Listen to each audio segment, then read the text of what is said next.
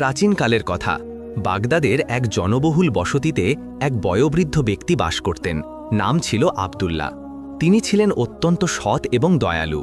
তার দৃঢ় বিশ্বাস ছিল যে আল্লাহর জন্য করা সৎকর্ম কখনো নিষ্ফল হয় না এবং তা একদিন না একদিন প্রতিদান হিসাবে ফিরে আসে। তাই তিনি অন্যদেরকেও সৎকর্মে উৎসাহিত করতেন। পেশায় তিনি ছিলেন একজন নানবাই, যিনি বাগদাদের এক পুরাতন বাজারে রুটি ও চানা বিক্রি করতেন। তার কোনো বড় সম্পদ বা জাঁকজমকপূর্ণ দোকান ছিল না, ছিল শুধু একটি পুরনো তন্দুর যা বাজারের এক কোণে স্থাপিত ছিল। এটি ছিল তার জীবিকার একমাত্র মাধ্যম এবং তার জগৎ। তিনি প্রতিদিন ভোরে বাজারে আসতেন, তন্দুরে রুটি তৈরি করতেন এবং সারাদিন কঠোর পরিশ্রমী মানুষদের রুটি বিক্রি করতেন। কিন্তু তার উদারতা সবাইকে বিস্মিত করত। যে ক্ষুধার্ত বা দরিদ্র তার কাছে আসত, তাকে তিনি বিনামূল্যে রুটি দিতেন। প্রায়শই তিনি শিশুদের হাসি মুখে একটি করে রুটি উপহার দিতেন। ফকির, মুসাফির বা শ্রমিক সবাই তার হাত থেকে কিছু না কিছু পেত, কোনো প্রতিদান না চাইতেই। মানুষ তাকে ভালোবেসে আব্দুল্লাহ বাবা বলে ডাকত। দিনের শেষে যখন বাজার জনশূন্য হয়ে যেত, আব্দুল্লাহ বাবাও অন্যদের মতো ফেরার প্রস্তুতি নিতেন। কিন্তু বাজার থেকে ফেরার পথে তিনি এমন একটি কাজ করতেন যা সবাইকে অবাক করত। তন্দুরে বেঁচে যাওয়া রুটিগুলো তিনি বিক্রি না করে একটি কাপড়ে মুড়ে শহরের বাইরে বয়ে চলা দজলা নদীর তীরে গিয়ে ফেলে দিতেন। শীঘ্রই অনেক মাছ সেখানে জড়ো হতো। তারা রুটি খেত এবং পেট ভরত। এই দৃশ্য দেখতে অত্যন্ত মনোরম লাগত। আব্দুল্লাহ বাবা তা দেখে বলতেন, এরাও তো আল্লাহর সৃষ্টি, এদের রিজিকও আমার রিজিকের সাথে জড়িত। বাজারের লোকেরা এই বিষয় নিয়ে হাসাহাসি করত এবং বলতো, নিজের সন্তানদের জন্য রুটি জোটে না, আর এই পাগল বুড়ো নদীতে মাছ পুষছে, এ কি বুদ্ধি না পাগলামি। এই কথা শুনে তিনি হাসতেন এবং শুধু বলতেন, তোমরা যাকে অপচয় মনে করো, হয়তো সেটাই আমার মুক্তির পথ হবে। তার এই কথা প্রায়শই লোকদের নীরব করে দিত, তবুও তারা তাকে সরল বা অতিরিক্ত উদার মনে করত। কেউ কেউ বলতো, এভাবে দুনিয়ায় টিকে থাকা সম্ভব নয়, বরং এটা বোকামি। কিন্তু আব্দুল্লাহ বাবার নীতি ছিল স্পষ্ট। তিনি বলতেন, যা আল্লাহর জন্য দেওয়া হয় তা কখনো বৃথা যায় না, দুনিয়ায় বা আখেরাতে।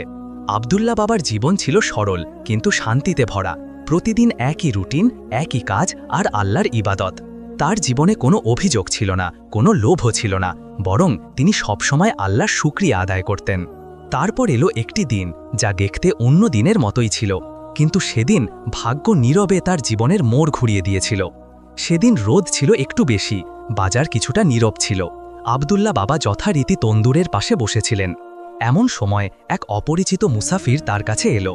সে কিছু চানা আর রুটি কিনল এবং আরাম করে বসে খেতে শুরু করল। খেতে খেতে সে আব্দুল্লাহ বাবার সাথে কথা শুরু করল।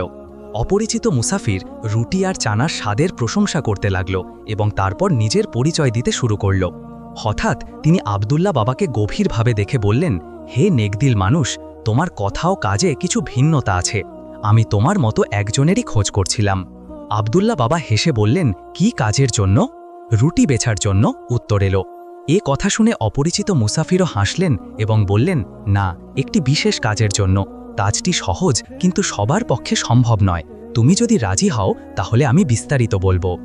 আব্দুল্লাহ বাবা সম্মতি দিলে অপরিচিত মুসাফির বললেন, তোমাকে প্রথমে 30 দিন আমার সাথে থাকতে হবে। শুধু ছোটখাটো কাজ করতে হবে, বেশি কিছু নয়। তারপর 31তম দিনে মাত্র 2 ঘন্টার একটি বিশেষ কাজ হবে এবং সেই ছোট্ট কাজের পুরস্কার হবে 1000 সোনার মোহর। এত টাকার কথা শুনে আব্দুল্লাহ বাবা হতবাক হয়ে গেলেন। তিনি সারা জীবনে মাত্র 5টি সোনার মোহর দেখেছিলেন, তাও তার বিয়ের সময় উপহার হিসেবে। তিনি মাসে কোনো মতে 5টি রূপোর মোহর রোজগার করতেন। তার কাছে এসব স্বপ্নের মতো মনে হলো। অপরিচিত ব্যক্তি বললেন, ভেবে দেখো, সিদ্ধান্ত তোমার হাতে। এত ধন তুমি সারা জীবনেও কামাতে পারবে না। আব্দুল্লাহ বাবা আকাশের দিকে তাকালেন, যেন মনে মনে কিছু বললেন। তারপর মাথা নেড়ে বললেন, যদি এই কাজ হালাল রিজিক উপার্জনের পথ হয় তাহলে আমি প্রত্যাখ্যান করব না, কিন্তু যদি এটা প্রতারণা হয় তাহলে আমার আল্লাহ আমার সাক্ষী থাকবেন। অপরিচিত ব্যক্তি বললেন, তাহলে আজ থেকে তুমি আমার সাথে। এভাবেই আব্দুল্লাহ বাবার সরল জীবনে এক নতুন মোড় এলো। এমন এক মোড় যেখানে তার সততা, বিশ্বাস এবং ধৈর্য পরীক্ষার সম্মুখীন হতে চলেছিল।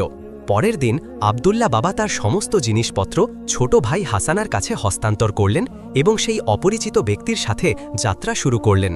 মনে সামান্য ভয় থাকলেও তার মুখে ছিল বিশ্বাসের আলো। তিনি জীবনে কখনো কারো কাছে বেশি কিছু চাননি। এখন যখন আল্লাহ তার জন্য কিছু বিশেষ পাঠিয়েছেন, তখন তিনি তা প্রত্যাখ্যান করা উচিত মনে করলেন না। অপরিচিত ব্যক্তি তাকে একটি প্রত্যন্ত গ্রামে নিয়ে গিয়ে একটি পরিচ্ছন্ন ঘরে থাকার ব্যবস্থা করলেন এবং বললেন, শুধু বিশ্রাম নাও আর আমার নির্দেশ অনুযায়ী ছোটখাটো কাজ করো। প্রথম কয়েকদিন তিনি অপরিচিত ব্যক্তির সাথে বাজারে যেতেন, কেনাকাটা করতেন বা তার জিনিসপত্র দেখাশোনা করতেন। কাজগুলো সত্যিই সামান্য ছিল এবং তার কোনো অসুবিধা হচ্ছিল না। প্রতিদিনের অভ্যাসের মধ্যে তিনি কিছু প্রশ্ন করতেন, যেমন এসব কেন, সেই বিশেষ দিনটি কবে। কিন্তু অপরিচিত ব্যক্তি হেসে বলতেন, সময় হলে সব বলবো। তোমার মতো সরল মানুষই বড় কাজের জন্য নির্বাচিত হয়। আব্দুল্লাহ বাবা চুপ থাকতেন, কিন্তু মনের এক কোণে একটি হালকা প্রশ্ন জাগতে শুরু করেছিল। যদি সব এত সহজ হয় তাহলে এত বড় পুরস্কার কেন? সময় কেটে গেল। 30 দিন যেন চোখের পলকে পার হয়ে গেল। তারপর এলো 31তম দিন। সকালে অপরিচিত ব্যক্তি তার ঘরে এলেন। তার হাতে ছিল একটি ব্যাগ। তিনি বললেন, আজ তোমার পরীক্ষা এবং তোমার পুরস্কারের দিন। আব্দুল্লাহ বাবা জিজ্ঞাসা করলেন, কি করতে হবে? অপরিচিত ব্যক্তি নরম স্বরে বললেন, এই আস্তাবলে একটি ঘোড়া বাঁধা আছে, তার পাশে একটি ভারী ব্যাগ রাখা আছে। শুধু সেই ব্যাগটি ঘোড়ার ওপর রাখো এবং আমার সাথে চলো। আব্দুল্লাহ বাবা কোনো প্রশ্ন না করে মাথা নাড়লেন। তিনি আস্তাবলে গেলেন, দেখলেন ব্যাগটি সত্যিই ভারী। তিনি বিসমিল্লাহ পড়ে ব্যাগটি ঘোড়ার উপর রাখলেন এবং অপরিচিত ব্যক্তির সাথে যাত্রা শুরু করলেন। পথে অপরিচিত ব্যক্তি নীরব ছিলেন। পরিবেশ যেন কেমন অদ্ভুত হয়ে গিয়েছিল। না বাজারের কোলাহল, না পাখির কিচিরমিচির, শুধু এক গভীর নিস্তব্ধতা, যেন কোনো গোপন রহস্য ধীরে ধীরে উন্মোচিত হতে চলেছে।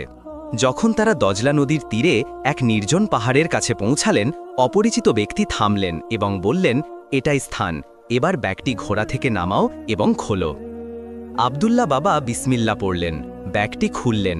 ভেতর থেকে একটি ভারী থলি বের হলো, যা দেখে মনে হচ্ছিল চকচকে ধাতু এবং মূল্যবান পাথরে ভরা।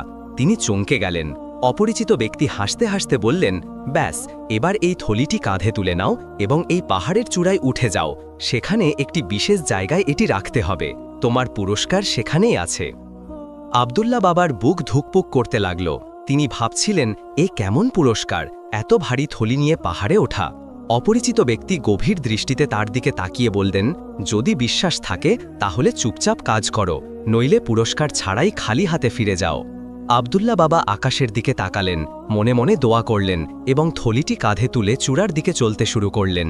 তিনি জানতেন না যে এই থলিটি কেবল মূল্যবান জিনিসের নয়, বরং প্রতারণা, পরীক্ষা এবং ভাগ্যের আবরণ ছিল। চূড়ায় পৌঁছে আব্দুল্লাহ বাবা থলিটি খুললেন। সেখানে তিনি কেবল ভারী পাথর আর মাটি পেলেন। তিনি বিস্মিত হয়ে গেলেন। নিচ থেকে অপরিচিত ব্যক্তির কণ্ঠ শোনা গেল, থলিটি সেখানেই রেখে দাও এবং যা কিছু আছে সব নিচে ফেলে দাও। আমি নিচে আছি, সব আমাকে দিয়ে দাও, তারপর আমি তোমাকে রাস্তা দেখাবো। আব্দুল্লাহ বাবা উঁকি দিয়ে দেখলেন অপরিচিত ব্যক্তি নিচে জামার আঁচল পেতে দাঁড়িয়ে আছেন। তিনি বুঝলেন এটি প্রতারণা, কিন্তু তিনি চুপচাপ থলিটি নিচে ফেলে দিলেন। এরপর অপরিচিত ব্যক্তি হেসে বললেন, নির্বোধ নানবাই, আমি তোমার মতো অনেককেই এভাবে বোকা বানিয়েছি। এখান থেকে নামার কোনো রাস্তা নেই। এবার হয় অনাহারে মরো, নয়তো নদীতে ছাপ দাও। আব্দুল্লাহ বাবার পায়ের তলার মাটি যেন সরে গেল। তিনি প্রতারিত হয়েছেন। সততার বিনিময় পেলেন ছলনা। খজানাও গেল, মাটিও হাতছাড়া হল। এখন শুধু আকাশ বাকি, আর তার আল্লাহ। তিনি সেখানেই বসে পড়লেন। চোখ থেকে অশ্রু গড়িয়ে পড়ল। মুখে কিছু বলার ছিল না, শুধু মনে একটি কথা, হে আল্লাহ, তুমি দেখলে আমার উদ্দেশ্য কি ছিল, আমার নিয়ত কি ছিল। এখন তোমার পথ কি সেটাও তুমিই দেখাও। আব্দুল্লাহ পাহাড়ের চূড়ায় একা দাঁড়িয়েছিলেন। নিচে গভীর খাদ, প্রবল বেগে বয়ে চলা নদী এবং ওপরে খোলা আকাশ। এখানে কেউ সঙ্গী ছিল না, রাস্তাও ছিল না। তিনি পুরনো দিনের স্মৃতিতে হারিয়ে গেলেন। সেই সরল জীবন, সেই সততা, সেই দিনগুলো যখন তিনি নদীর মাছদের রুটির টুকরো দিতেন, আর সেই মুহূর্ত যখন তিনি অপরিচিত ব্যক্তির প্রতিশ্রুতিতে বিশ্বাস করে সবকিছু ছেড়ে দিয়েছিলেন। এখন তার সামনে শুধু দুটি পথ খোলা ছিল, হয় তিনি এই পাথরে অনাহারে তৃষ্ণায় মারা যাবেন, নয়তো নিজেকে নদীতে সঁপে দেবেন। তিনি একটু পিছিয়ে গেলেন এবং আকাশের দিকে তাকালেন। চোখ ভিজে উঠল। তিনি চিৎকার করে বললেন, হে আল্লাহ, যদি আমি কাউকে কখনো ঠকিয়ে থাকি তাহলে আমার শাস্তি এটাই হোক, কিন্তু যদি আমার নিয়ত খাঁটি থাকে তাহলে তুমি জানো আমি কি ছিলাম এবং কেন এখানে এসেছি। এখন আমার পথ শুধু তোমার। এই বলে তিনি বিসমিল্লাহ পড়লেন, চোখ বন্ধ করলেন এবং নিজেকে নদীর দিকে ছেড়ে দিলেন। বাতাস শোঁ শোঁ শব্দ করল, পানি কাছে আসতে লাগল এবং হৃদস্পন্দন দ্রুত থেকে দ্রুততর হতে লাগল। কিন্তু যেই মুহূর্তে তার শরীর নদীর সাথে ধাক্কা খেল কিছু অদ্ভুত ঘটল। নদীর তলদেশ থেকে মাছেরা সাঁতার কেটে এলো, বড় বড় শক্তিশালী চকচকে মাছ। তারা তাকে ঘিরে ধরল, কেউ তার হাত ধরে রাখল, কেউ তার পেট ঠেলে দিল এবং ধীরে ধীরে তারা তাকে কিনারের দিকে নিয়ে গেল। সেই মাছগুলো যাদের তিনি দিনের পর দিন, মাসের পর মাস রুটির টুকরো দিয়েছিলেন, তারা তার সেই উপকার ভোলেনি। তার সেই উপকার কেবল পানিতে নয়, বরং আল্লাহর সৃষ্টির হৃদয়েও পৌঁছে গিয়েছিল। কিনারে পৌঁছে আব্দুল্লাহ কাঁপা হাতে মাটি ধরলেন। তার বুক ধুকপুক করছিল, শরীর কাঁপছিল, কিন্তু মুখে এমন এক আলো ছিল যা পরীক্ষার পরে আসে। তিনি সিজদায় লুটিয়ে পড়লেন, চোখ থেকে অশ্রু গড়িয়ে পড়ল এবং তিনি বললেন, হে আমার রব, আমি লুটাইনি, আমি বেঁচে গেছি, আমার সততা বৃথা যায়নি। তুমি আমাকে আজ তা ফিরিয়ে দিলে যা আমি তোমার সৃষ্টির জন্য ব্যয় করেছিলাম। আব্দুল্লাহ নদী থেকে বেঁচে কিনারে পৌঁছে গিয়েছিলেন। কয়েক মুহূর্ত পর তিনি উঠলেন, ভেজা কাপড়ে ক্লান্ত পায়ে নিজের শহরের দিকে রওনা হলেন। পায়ে ফোসকা পড়েছিল, কিন্তু মন হালকা হয়ে গিয়েছিল। যখন তিনি বাজারে ফিরলেন, লোকেরা তাকে বিস্ময়ের সাথে দেখল। কেউ জানত না যে এই ব্যক্তি মৃত্যুর মুখ থেকে ফিরে এসেছেন। তিনি চুপচাপ তার পুরনো তন্দুরের কাছে এলেন, তন্দুর জ্বালালেন, রুটি বানালেন এবং আগের মতোই কাজে লেগে গেলেন যেন কিছুই ঘটেনি। কেউ জিজ্ঞেস করল, কি হলো বাবা, অনেক দিন দেখা যায়নি। তিনি হেসে বললেন, একটু সফরে গিয়েছিলাম, এমন এক সফর যা ঈমান তাজা করে দিয়েছে। ঠিক সেই মুহূর্তে তিনি দূর থেকে সেই অপরিচিত ব্যক্তিকে দেখলেন, যিনি তাকে প্রতারিত করেছিলেন। সেই একই ধীর গতি, সেই একই সাধারণ পোশাক। সে নতুন শিকারের খোঁজে তন্দুরের কাছে দাঁড়িয়ে বলছিল, আমি একজন সৎ মানুষের খোঁজ করছি, কাজ মাত্র 30 দিনের, পুরস্কার 60 সোনার মোহর। আব্দুল্লাহ বাবার মনে এক শান্ত আগুন জ্বলে উঠল, কিন্তু এই আগুন প্রতিশোধের নয়, ন্যায়ের ছিল। তিনি ভাবলেন, এবার খেলা ঘুরবে। তিনি দ্রুত নিজের বাড়িতে গেলেন, পোশাক বদলালেন, মুখে একটু ধুলো মাখলেন, কাঁধে একটি পুরনো চাদর নিলেন এবং দুর্বল ভঙ্গিতে হাঁটলেন। তারপর পরের দিন তিনি নতুন রূপে অপরিচিত ব্যক্তির সামনে গিয়ে দাঁড়ালেন। তিনি বললেন, হুজুর, আমি কাজের খোঁজে এসেছি, শুনলাম আপনি কাজ দেন। অপরিচিত ব্যক্তি তাকে ওপর থেকে নিচ পর্যন্ত দেখলেন, কিন্তু আব্দুল্লাহকে চিনতে পারলেন না। সে হেসে উঠল এবং সেই পুরনো কথাটি আবার বলল, 30 দিন তেমন কিছু নয়, 31তম দিনে একটি ছোট কাজ, পুরস্কার 60 সোনার মোহর। আব্দুল্লাহ বাবা আস্তে বললেন, আমার কবুল আছে। এভাবেই গল্পটি আবার সেই জায়গা থেকে শুরু হলো। আব্দুল্লাহ 30 দিন চুপচাপ সব কাজ করলেন, কোনো প্রশ্ন করলেন না, সব নির্দেশ মানলেন। কিন্তু তার মনে একটি পরিকল্পনা ছিল। তিনি জানতেন যে অপরিচিত ব্যক্তি তাকে সেই পাহাড়ের চূড়ায় নিয়ে যাবে, যেখানে সে তাকে প্রতারিত করার চেষ্টা করবে। 31তম দিনের সকালে অপরিচিত ব্যক্তি তার কাছে এলেন এবং বললেন, আস্তা বলে ঘোড়া আছে, একটি ভারী ব্যাগ তোলো এবং আমার সাথে চলো। আব্দুল্লাহ বাবা চুপচাপ মাথা নাড়লেন। তিনি আস্তা বলে গেলেন, ব্যাগটি ঘোড়ার ওপর রাখলেন এবং দজলা নদীর তীরে সেই নির্জন পাহাড় পর্যন্ত পৌঁছালেন। অপরিচিত ব্যক্তি একই নির্দেশ দিলেন, ব্যাগটি খোলো এবং এটি কাঁধে তুলে চূড়ায় উঠে যাও, সেখানে একটি বিশেষ জায়গায় এটি রাখতে হবে। আব্দুল্লাহ বাবা চোখে বিস্ময় ভরে বললেন, হুজুর, এই ব্যাগটি খুব ভারী, আমি একা এটা কিভাবে তুলব? আপনি আগে উঠে দেখান, তাহলে আমি শিখে নেব এটা কিভাবে নিয়ে যেতে হয়। অপরিচিত ব্যক্তি কিছুক্ষণ থামলেন, তারপর হেসে বললেন, তুমি কি এত দুর্বল যে এই ছোট্ট কাজটিও করতে পারবে না? চলো, আমি নিজেই দেখাচ্ছি। সে ব্যাগটি কাঁধে তুলে চূড়ার দিকে উঠতে শুরু করল। আব্দুল্লাহ তার পেছনে পেছনে চললেন, কিন্তু তিনি তার নিজের একটি ছোট ব্যাগও সাথে রাখলেন, যাতে তিনি পাথর আর মাটি ভরেছিলেন। যখন তারা চূড়ায় পৌঁছালেন, অপরিচিত ব্যক্তি ব্যাগটি মাটিতে রাখলেন এবং বললেন, এবার এটা খোলো এবং এখানে রাখো। আব্দুল্লাহ বাবা বললেন, হুজুর, আপনি আগে খুলে দেখুন সব ঠিক আছে কিনা।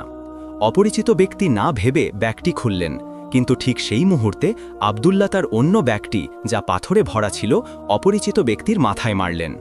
অপরিচিত ব্যক্তি টাল সামলাতে না পেরে মাটিতে পড়ে গেলেন। আব্দুল্লাহ দ্রুত তার হাত পা দড়ি দিয়ে বেঁধে বললেন, এখন তুমি নিজেই সেই জালে ফেঁসে গেছো যা তুমি অন্যদের জন্য তৈরি করেছিলে। আব্দুল্লাহ অপরিচিত ব্যক্তিকে বেঁধে শহরে ফিরিয়ে আনলেন। তিনি সোজা কাজীর দরবারে গেলেন এবং পুরো কাহিনী বর্ণনা করলেন। তিনি জানালেন কিভাবে অপরিচিত ব্যক্তি তাকে এবং সম্ভবত আরও অনেককে প্রতারিত করেছে, পাহাড়ের চূড়ায় আটকে রেখেছে এবং খজানার নামে লুট করেছে। আব্দুল্লাহ বললেন, আমি তাকে তার নিজের জালেই ফাঁসিয়েছি, যাতে সে আর কখনো কাউকে এই প্রতারণা করতে না পারে। কাজীর নির্দেশে অপরিচিত ব্যক্তিকে শাস্তি দেওয়া হলো এবং আদেশ দেওয়া হলো যে পাহাড়ের পথ বন্ধ করে দেওয়া হোক এবং সেখানে লুকানো কোনো খজানা বাইতুল মালে জমা করা হোক, যাতে প্রতারণার দরজা চিরতরে বন্ধ হয়ে যায়। আব্দুল্লাহকে জিজ্ঞেস করা হলো, তোমাকে কি পুরস্কার চাই?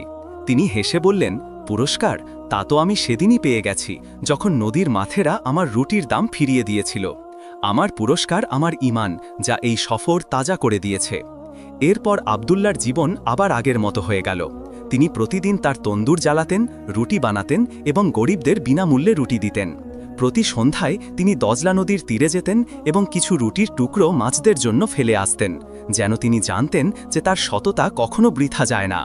প্রিয় বন্ধুরা, এই গল্প থেকে আমরা শিক্ষা পাই যে আমাদের সবসময় খাঁটি নিয়তে সততা করা উচিত, কারণ আল্লাহর জন্য করা সততা কখনো বৃথা যায় না। আমাদের অন্যদের সমালোচনা এবং দুনিয়াবি কথার পরোয়া করা উচিত নয়, বরং নিজেদের নিয়ত এবং আল্লাহর ওপর ভরসা রাখা উচিত। দুনিয়াতে প্রতারক লোক সবখানা থাকে, তাই আমাদের বুদ্ধি বিবেচনার সাথে পদক্ষেপ নেওয়া উচিত, যাতে আমরা তাদের ছলনায় না পড়ি। পরীক্ষার সময় আল্লাহর ওপর ভরসা এবং ধৈর্য মানুষকে বাঁচিয়ে দেয়।